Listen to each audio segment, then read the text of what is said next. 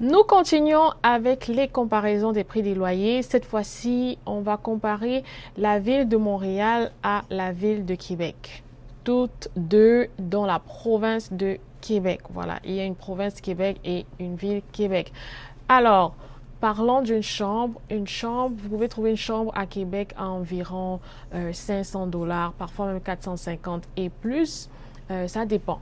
Je sais que les résidences, je l'ai déjà dit ici, les résidences d'école, d'université coûtent plus cher que si vous habitez un peu plus loin dans la ville. Vous pouvez trouver une chambre à Montréal à 600 dollars et plus. Voilà. Donc, sachez également qu'il y a des petites chambres et puis il y a des grandes chambres. Il y a des chambres également avec salle de bain. Donc, en fonction de tout ça, le prix va varier. Je le précise vraiment. Voilà. Maintenant, parlons des studios. Un studio à Québec, vous pouvez l'avoir à 800 dollars le mois, tandis qu'un studio à Montréal, ça peut commencer aux alentours de 1000 dollars ou 1100 dollars par mois. Maintenant, un appartement d'une chambre ou de deux chambres, Montréal, ça peut être 1200 dollars et plus. Québec, vous pouvez trouver même à 900. Ça dépend aussi, j'aime bien le préciser parce que ça dépend de tellement de choses. Ça dépend si l'appartement est également meublé ou non meublé. Ça dépend également si les factures sont incluses dans le loyer ou non incluses. Mais ici, la généralité que je fais, c'est que l'appartement n'est pas meublé et qu'il n'y a pas de facture incluse. Voilà. Donc, gardez ça en tête.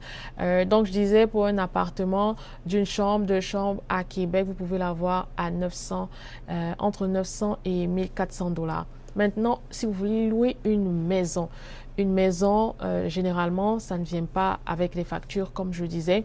Vous pouvez avoir une maison de deux chambres à plus, trois chambres, 1400 dollars et plus à Québec. Et à Montréal, je dirais vraiment le prix minimum, c'est 1800 dollars. Voilà.